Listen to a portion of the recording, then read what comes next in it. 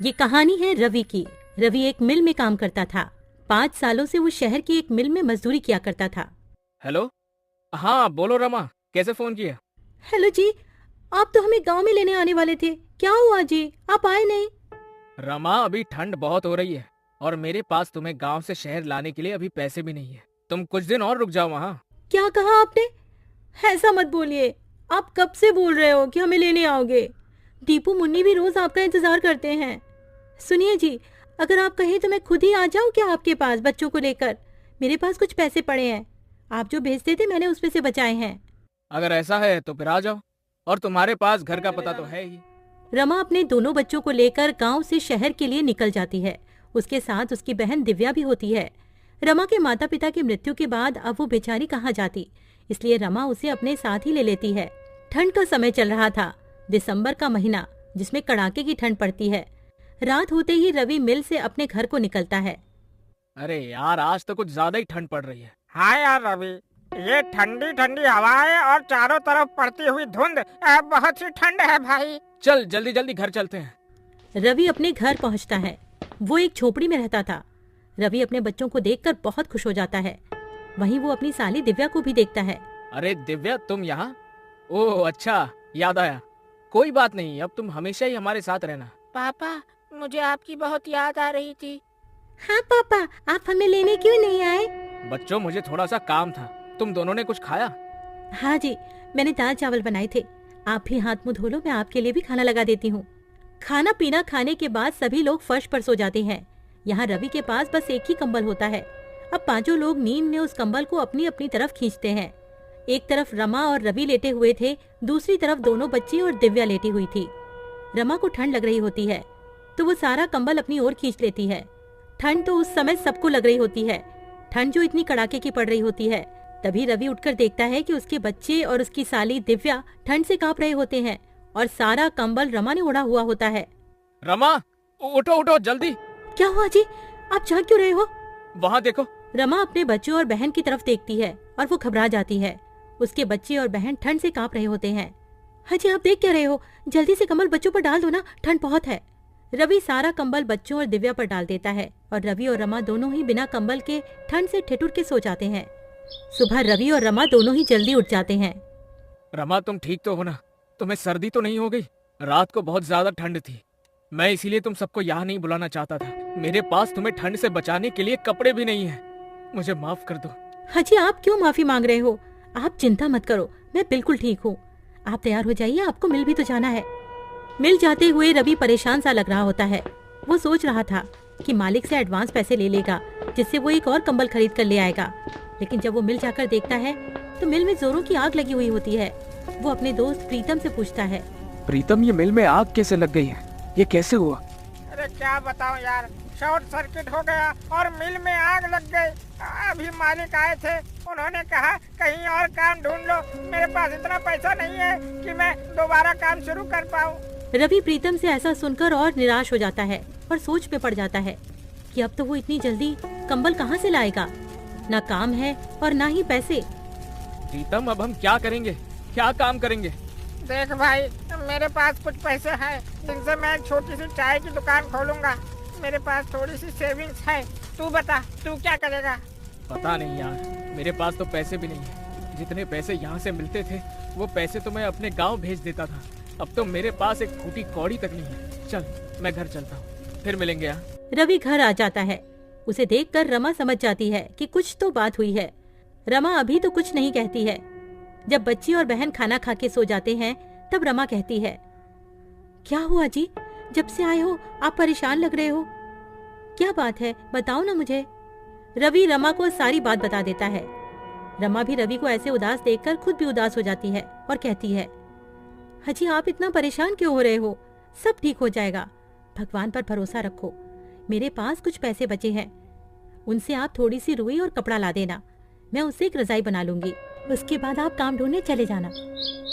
सुबह होते ही रवि रमा को रुई और कपड़ा देकर वहाँ से चला जाता है और रमा रुई को कपड़े में भरकर रजाई की तरह सिल रही होती है। तभी, दीदी क्या हुआ, सब ठीक तो है ना? जब से हम यहाँ आए हैं जीजा जी कुछ दुखी से रहते हैं, क्या उसकी वजह मैं हूँ? अरे दिव्या, तू पागल है क्या? ऐसा कुछ भी नहीं है।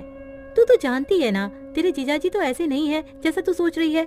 वो तो उनकी मिल में आग लग गई है, वो इसीलिए परेशान है। तू ज्यादा अपना दिमाग मत चला। हाँ, जाकर अब अपना काम कर। रमा एक सुंदर सी रजाई बना देती है। उधर रवि पूरे दिन यहाँ वहाँ काम ढूंढता है, पर उसे कोई काम नहीं मिलता है। वो निराश होकर घर आ जाता है। रवि घर आकर देखता है रमा ने एक सुंदर सी रजाई बना ली होती है। अरे वाह रमा, तुमने तो बहुत ही सुंदर रजाई बनाई है। अरे तुम तो बहुत ही अच्छी रजाई बनाती हो। जी, वो गांव में खाली समय में मैंने रजाई बनाना सीख लिया था। आप बताइए, कहीं काम मिला क्या आपको? नहीं रमा, बहुत ढूंढा पर कहीं कोई काम नहीं मिला। कल फिर जाऊंगा, देखते हैं, कहीं कुछ न कुछ काम मिल ही जाएगा। रमा बच्चों को नई रजाई में सुला देती है और खुद दोनों मियाँ बीवी पुराने कंबल में सो जाते हैं। अगले दिन रवि का दोस्त प्रीतम रवि का हाल पूछने उसके घर आया हुआ होता है। तभी अरे वाह रवि, ये रजाई तो बहुत अच्छी है, कहाँ से लाए हो? अरे प्रीतम, मैं ये कहीं से लाया नहीं हूँ। ये रजाई तो तेरी भाभी ने बनाई है। क्या कह रहे हो? ये रजाई भाभी ने बनाई है? भाई ये तो बिल्कुल वैसी ही रजाई है जो दुकानों में मिलती है। अरे वाह भाभी जी, आप तो बहुत ही बड़ी कलाकार हैं। अरे तू वो सब छोड़, ये बता तेरी चाय की दुकान का क्या हुआ? हाँ भाई, मैं इसीलिए तो आया हूँ। मैंने हाईवे पर एक चाय का स्टॉल खोला है। तू बता, तेरा क्या हुआ? कहीं पर काम मिला कि नहीं? नहीं भाई, अभी तो मुझे कहीं भी कोई काम नहीं मिला। मिल जाएगा, वैसे भी मैं ढूंढ तो रहा ही हूँ। अच्छा, अब भाभी एक रजाई मेरे लिए भी बना देना, मुझे ये रजाई बहुत पसंद आई है। जी भाई साहब, मैं आपके लिए भी एक ऐसी ही रजाई बना दूंगी, आप ले जाना। अच्छा रवि, तुम एक काम क्यों नहीं करते हो? क्यों ना तुम रजाई बेचना शुरू कर दो। भाभी जी बहुत अच्छी रजाई बनाती है, लोग खूब खरीदेंगे ऐसी रजाई। तुम बोल तो ठीक ही रही हो, अभी तो मेरे पास कोई और काम नहीं है और ठंड भी बहुत पड़ रही है। चलो ऐसा ही करके देखता हूँ कुछ दिन। पर प्रीतम, मैं ये रजाई बेचूंगा कहाँ? हाईवे पर मेरे चाय के स्टॉल के पास तुम भी रजाई बेच सकते हो। पर प्रीतम, एक और दिक्कत है, मेरे पास पैसे भी नहीं है सामान लाने के लिए। अरे तुम चिंता मत करो, ये लो पैसे, इनसे तुम सामान ले आना है। ठीक है, फिर मैं आज ही रजाई बनाने का सामान ले आता हूँ। क्यों रमा, ठीक है ना? आप जैसा भी कहो, मैं तो आपके साथ कोई भी काम करने को तैयार रहती हूँ। रवि और प्रीतम दोनों चले जाते हैं। रवि बहुत सारी रुई और कपड़ा घर ले आता है। उसके बाद रमा रजाई बनाने का काम शुरू कर देती है। रवि के साथ साथ रमा की बहन दिव्या भी उसकी मदद कर रही होती है और बच्चे भी रजाई में रुई भरने में लगे हुए होते हैं। 2 से 3 दिन में सबने मिलकर 10 रजाइयाँ बना ली होती हैं और रवि सारी रजाइयाँ लेकर हाईवे पर प्रीतम के बगल में ही बेचने लगता है और देखते ही देखते उसकी रजाइयाँ बिकने लगती हैं। वो रजाइयाँ बहुत सुंदर लग रही होती हैं, जिसकी वजह से लोग खरीदने आ रहे होते हैं। देखा तुमने रवि, बिक गई ना सारी रजाइयाँ। अब तो बस रजाइयाँ बनाते रहो। रवि घर जाकर रमा को सारी बात बता देता है। रमा बहुत खुश हो जाती है और रवि और रजाइयाँ बनाने की तैयारियां करने लगता है और रवि का रजाइयों का कारोबार खूब अच्छा चलने लगता है। इस तरह रवि अपना खुद का काम करने लगता है और अपने परिवार की सारी जरूरतों को पूरा करता है। गरीब पर ठंड का कहर। रामू एक बहुत गरीब मजदूर था, जिसके घर में उसकी पत्नी मधु और बेटी रानी रहा करती थी। पर अब गर्मियों का मौसम जाने को था और सर्दियों का मौसम आने को था। लेकिन रामू टूटी फूटी झोपड़ी में रहता था, जिसकी खिड़की से हवा आती थी और छत से भी। एक दिन रामू की पत्नी मधु रामू से कहती है कि सुनिए जी, ठंड आने वाली है और ठंड में घर के अंदर बहुत हवा आती है, तो आपको घर की मरम्मत करवानी चाहिए। और रामू उसे कहता है कि मैं कल जाकर अपने मालिक से कुछ पैसे उधार ले आऊंगा ताकि हम अपने घर की मरम्मत करवा सके। यूं ही एक दिन बीत जाता है और अगली सुबह रामू अपनी मजदूरी के काम पर जाता है और वो जिसके पास काम कर रहा था उस मालिक से कहता है कि साहब जी, अगले महीने से ठंड आ रही है और मेरे घर की छत टूटी हुई है, जिससे कि घर में हवा आती है, और अगर मैंने जल्दी उसे ठीक नहीं करवाया ना तो ठंड में बहुत दिक्कत हो जाएगी। रामू की बात सुन मालिक कहता है, अरे तो उसमें मैं क्या करूं? रामू कहता है, मालिक, आप थोड़े पैसे उधार दे देते तो मैं अपने घर की मरम्मत करवा लेता। मालिक कहता है कि अरे अभी तो तूने उतना काम भी नहीं किया है जो मैं तुझे उधार दे सकूं, अभी मेरे पास पैसे नहीं है। रामू कहता है, मालिक, ऐसा मत करो, आप मुझे कुछ पैसे उधार दे दो, मेरी एक छोटी बच्ची है, मैं और मेरी पत्नी तो ठंड सह लेंगे, पर मेरी बेटी नहीं सह पाएगी। रामू की लाख मिन्नतें करने पर भी उसे पैसे नहीं देता है और बेचारा रामू उदास शाम को घर लौट आता है। रामू के घर आते ही उसकी पत्नी मधु उससे पूछती है कि क्या आप मालिक से पैसे लाए? तो रामू उसे बताता है कि मालिक ने पैसे देने से मना कर दिया है। जिसके बाद मधु भी अब परेशान हो जाती है। दोनों ही इस बात को लेकर काफी परेशान हो गए थे कि अब सर्दियों में उनका गुजारा कैसे होगा। अब रामू मधु से कहता है कि अभी ठंड आने में पूरा 1 महीना बाकी है, तो मैं अगले महीने की 1 तारीख को अपने मालिक से पैसे के लिए बोलूंगा, और तब शायद मालिक मना न करे। और ये सुन मधु कहती है कि हाँ, ये सही रहेगा। यूं ही रामू को मजदूरी करते हुए 1 महीना और बीत जाता है। और जब रामू अपने मालिक से कहता है, मालिक अब तो पूरा 1 महीना हो गया है और थोड़ी थोड़ी ठंड भी होने लगी है। अरे अब तो आप मुझे मेरी मजदूरी के पैसे दे दो, ताकि मैं उन पैसों से अपने घर की मरम्मत करवा लूं। रामू के इस बार पैसा मांगने पर भी मालिक फिर से कोई नया बहाना कर देता है और कहता है कि अभी मेरे पास सिर्फ ये 500 रुपए हैं, इससे ज्यादा नहीं है। 500 रुपए देखकर रामू कहता है कि मालिक, मैंने तो इस महीने एक भी छुट्टी नहीं की, उस हिसाब से तो मेरे ज्यादा पैसे बनते हैं। लेकिन मालिक उसे अपनी बातों में फंसा देता है और रामू के ज्यादा बहस करने पर उसे काम से धक्के मारकर निकाल देता है। रामू कम पैसे मिलने और काम से निकाले जाने के बाद बहुत परेशान हो जाता है। उसे समझ नहीं आता कि आगे वो क्या करे। यूं ही सोचते सोचते वो अपने घर पहुंच जाता है, जिसे यूं निराश देख मधु कहती है, क्या हुआ, आप पैसे नहीं लाए क्या? रामू मधु को बताता है कि अरे इस बार भी मालिक ने पूरे पैसे नहीं दिए, और तो और मुझे काम से भी निकाल दिया है। ये बात सुनकर मधु चिंता में पड़ जाती है और कहती है कि अब घर कैसे चलेगा और ठंड में हमारा क्या होगा? रामू कहता है, तुम चिंता मत करो, मैं कहीं काम ढूंढता हूँ। इतना कहकर वो उन पैसों से घर में राशन भरवाता है और अब उसके पास पैसे खत्म हो गए थे। कुछ दिनों तक रामू यहाँ वहाँ काम की तलाश में भटकता है, पर उसे कहीं काम नहीं मिलता। वहीं दूसरी ओर अब ठंड भी धीरे धीरे बढ़ने लगी थी और रात के समय रामू के घर में ठंडी हवा खिड़की और छत से आनी शुरू हो गई थी। ठंडी हवा की वजह से अब रामू, उसकी पत्नी और उसकी बेटी पूरी रात ठंड में कांपते रहे। उनके पास एक ही कंबल था, अब उसमें भी ठंड नहीं रुकती थी। एक रात बहुत ठंड पड़ रही थी और तेज ठंडी हवाएं चल रही थी, जिसकी वजह से रामू की बेटी रानी को तेज बुखार हो जाता है। और मधु रामू से कहती है, देखिए जी, रानी को बहुत तेज बुखार हो रहा है, वो पूरी तरह तप रही है। रामू कहता है कि अरे मेरे पास तो 1 पैसा तक नहीं है, हम रानी को डॉक्टर के पास कैसे लेकर जाएंगे? मधु कहती है, कुछ तो करना होगा, वरना रानी की तबीयत रात में और बिगड़ जाएगी। देखिए ना, कुछ तो कीजिए। वो रोने लगती है।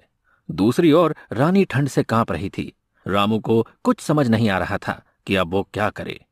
अब रामू रानी को अपनी गोद में उठाता है और हॉस्पिटल की ओर निकल जाता है। मधु भी उसके पीछे पीछे चल पड़ती है। बहुत दूर तक पैदल चलते चलते दोनों थक जाते हैं और रामू रानी को लेकर एक पेड़ के पास बैठ जाता है और रोने लगता है।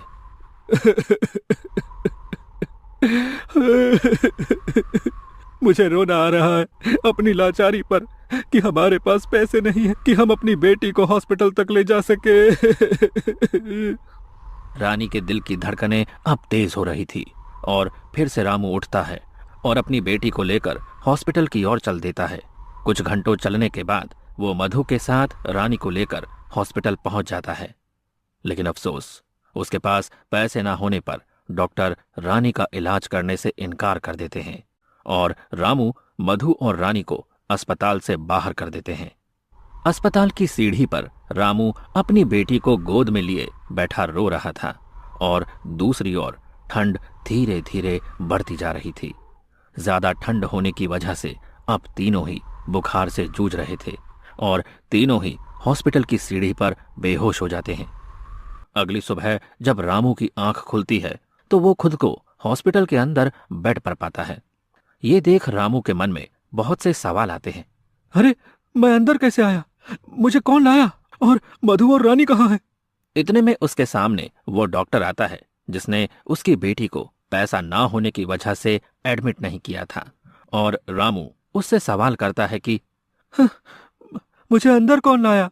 जिसके बाद डॉक्टर बताता है कि आपको एक औरत ने हॉस्पिटल में भर्ती करवाया क्योंकि आप सभी को ठंड लगने की वजह से तेज बुखार हो गया था और आप तीनों ही सीढ़ियों पर बेहोश थे।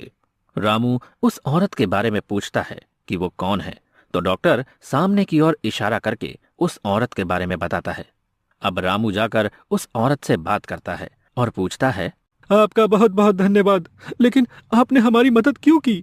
तो वो औरत बताती है, मेरा आपके परिवार से कोई रिश्ता नहीं है, लेकिन एक टाइम था जब मेरे साथ भी ऐसा ही हुआ था और मेरी फैमिली बहुत गरीब थी। मैं भी किसी सड़क किनारे ठंड से जूझ रही थी और किसी नेक दिल इंसान ने इसी तरह हमारी मदद की थी। तब से आज तक वो औरत गरीबों की मदद करती है। ये सुनकर रामू उसे धन्यवाद कहता है और फिर रामू अपनी बेटी से मिलता है और अपनी पत्नी से भी। अब रामू से वो औरत पूछती है कि आखिर आपके साथ ऐसा क्या हुआ था जो सब इतनी देर रात तक हॉस्पिटल के बाहर बैठे थे? तो रामू उसे सारी बात बताता है, जिसके बाद वो औरत रामू और उसके परिवार की मदद करती है और रामू का घर भी बिल्कुल ठीक करवा देती है। अब रामू को गरीबी और ठंड दोनों से छुटकारा मिल जाता है।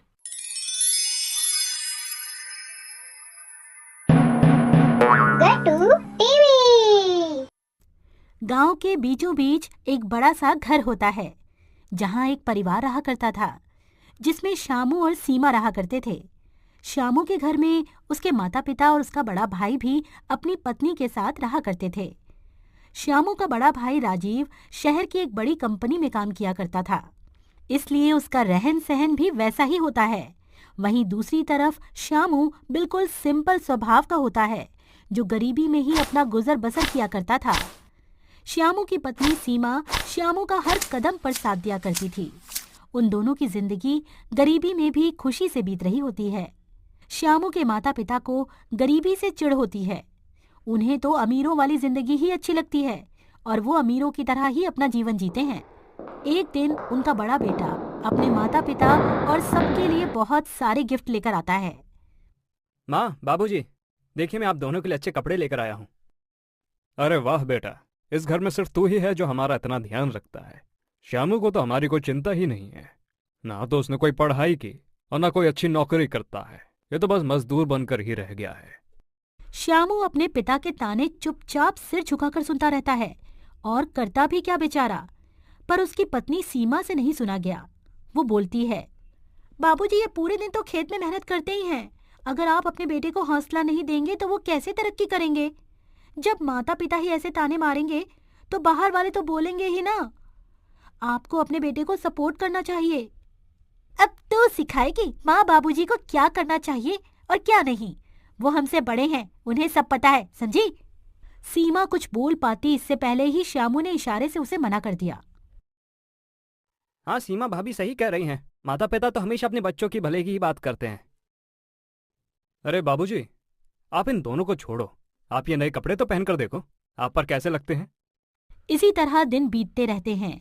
श्यामू पूरे दिन मेहनत करता है, पर ना तो उसके माता पिता कुछ उसकी मदद करते हैं और ना ही उसका बड़ा भाई, बल्कि उसे हर बात पे कुछ न कुछ सुनाया करते हैं। राजीव शहर से पैसे कमा के लाता था, इसीलिए उसकी बहुत तारीफ हुआ करती थी। एक दिन की बात है। श्यामू, ये मैं क्या सुन रहा हूँ? तुमने चोरी की है। देख तेरा बड़ा भाई कितने गुस्से में है। चोरी? कैसी चोरी? मैंने कोई चोरी नहीं की। देख श्याम, तू झूठ मत बोल। पहले ही लोग तुझे नकारा बोलकर बाबूजी को ताने मारते हैं और अब तू चोरी भी करने लगा। तूने मेरे पर्स में से पैसे क्यों निकाले? बहुत हो गया श्याम, अब तू चोरी भी करने लगा। मुझे तुझसे ऐसी उम्मीद नहीं थी। अब बस बहुत हुआ। अब तू उस घर से चला जा और बाहर रहकर अपना जीवन बिता। इस घर में तेरे लिए कोई जगह नहीं है। क्या है यहाँ से? सही कहा आपने श्यामू बेटा, तूने हमारा बहुत नाम खराब किया है। वो तो तेरे बड़े भाई राजीव ने हमारी इज्जत बचा रखी है। उसने घर का बड़ा लड़का होने का फर्ज निभाया है, पर तूने तो आज तक हमारा सर झुकाया ही है। बस अब तुम अपना रास्ता अलग बना लो। यहाँ तुम दोनों की अब कोई जरूरत नहीं है। अपने माता पिता से ऐसी बातें सुनकर श्यामू और सीमा का दिल टूट जाता है। वो जानते थे कि उनके पास और कहीं कोई ठिकाना नहीं है, लेकिन फिर भी वो अपने माता पिता की बात मानकर घर छोड़ने का फैसला कर लेते हैं। माँ, बाबूजी, आप लोग मेरे भले के लिए ही ये सब कर रहे होंगे। अपने माता पिता की आज्ञा मानना मेरा फर्ज है। चलो सीमा, चलते हैं। दोनों घर से निकल जाते हैं। श्यामू और सीमा गांव से बाहर एक टूटी फूटी झोपड़ी किराए पर लेकर रहने लगते हैं। अब उनके पास खाने पीने के लिए भी बहुत कम सामान होता है। देखा जी आपने, अपना तीर सीधा जाकर निशाने पे लगा है। अब वो नकारा श्यामू हमारे रास्ते से हट गया समझो। सही कहा तुमने, बस बाबूजी को पता मत चलने देना। वहीं दूसरी तरफ श्यामू उदास बैठा होता है। तब सीमा श्यामू से कहती है, आप चिंता क्यों करते हो जी? हम दोनों फिर से खूब मेहनत करेंगे और फिर से अपनी नई जिंदगी बनाएंगे और अपने सपने पूरे करेंगे। तुम ठीक कहती हो सीमा, मेहनत और ईमानदारी से एक दिन हमें जरूर कामयाबी मिलेगी। फिर क्या था, रामू दिन रात मेहनत करने लगता है। कभी खेतों में मजदूरी करता तो कभी लकड़ियां काटा करता है। सीमा भी पास की एक महिला के साथ सिलाई का काम सीखने लगती है। दोनों की जिंदगी मुश्किलों से भरी पड़ी होती है, पर वो हार नहीं मानते हैं। भाभी, मेरे पति बाहर मेहनत करते हैं, मेरा भी तो फर्ज बनता है ना कि मैं भी उनकी मदद करूं। क्या आप मुझे भी सिलाई कढ़ाई का काम सिखा सकती हो? अरे क्यों नहीं सीमा, आजकल की लड़कियां तो अपने गरीब पति को छोड़कर ही भाग जाती हैं। वहीं तू है कि अपने पति का साथ देना चाहती है। तू चिंता मत कर, मैं तुझे सब कुछ सिखा दूंगी। कुछ ही दिनों में सुमन सिलाई कढ़ाई का सारा काम सीख जाती है और अब उसके पास सिलाई के बहुत सारे काम भी आने लगते हैं। अगर आप सही समझो तो कुछ पैसे मैं इकट्ठा करती हूँ, कुछ आप इकट्ठा करो और हम इस झोपड़ी के बाहर एक छोटी सी दुकान खोल लेते हैं। आप बाहर दुकान संभालना और मैं अंदर सिलाई का काम संभाल लूंगी। अरे वाह सीमा, ये तो बहुत ही अच्छा सुझाव है। मैं दिन रात मेहनत करके तुम्हारे लिए भी एक दुकान खोलूंगा। इस तरह सीमा और शामू ने अपनी मेहनत से एक दुकान खोल ली होती है। वहाँ वो कुछ पैसे कमाने लगते हैं और उनके जीवन में खुशियाँ आने लगती हैं। एक दिन सीमा शामू से कहती है, जी देखा आपने, अब हमारी हालत पहले से काफी ठीक हो गई है। मुझे तो यकीन है कि हम एक दिन अपने सारे सपने जरूर पूरे कर लेंगे। सीमा, तुम्हारी मेहनत ने ही मुझे ताकत दी है। हमारे पास कुछ नहीं था, तुम्हारी मेहनत और भरोसे ने ही हमें यहाँ तक पहुँचाया है। इस तरह दोनों की मेहनत रंग लाती है और समय के साथ उन दोनों की दुकान धीरे धीरे बड़ी हो जाती है। उनकी दुकान की चर्चा गांव भर में होने लगती है। गांव में वो दोनों अपनी एक छोटी सी कुटिया बनाकर अपने नए घर में खुशी खुशी रहने लगते हैं। एक दिन दो महिलाएं सीमा से मिलने आती हैं और कहती हैं, अरे सीमा, तुम तो बहुत अच्छे कपड़े सिलती हो, लोग हमारे कपड़ों की बहुत तारीफ करते हैं। थैंक यू दीदी, आप हमारे कस्टमर हो, आप खुश रहो, हमें और क्या चाहिए। हमें तो तुम दोनों की जोड़ी बहुत अच्छी लगती है। तुम्हारा पति तो दुकान में दिन रात मेहनत करता ही है, तुम भी अपने पति के साथ कंधे से कंधा मिलाकर उसका साथ देती हो। ऐसी लड़की आजकल कहाँ मिलती है। बड़ा खुश नसीब है शामू कि उसे तुम्हारे जैसी पत्नी मिली।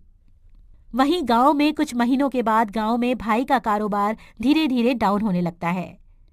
एक दिन राजीव की पत्नी उससे कहती है, अजी इस परिवार की सारी जिम्मेदारी हमारे कंधों पर ही आ गई है। आपका कारोबार भी ठप हो गया है।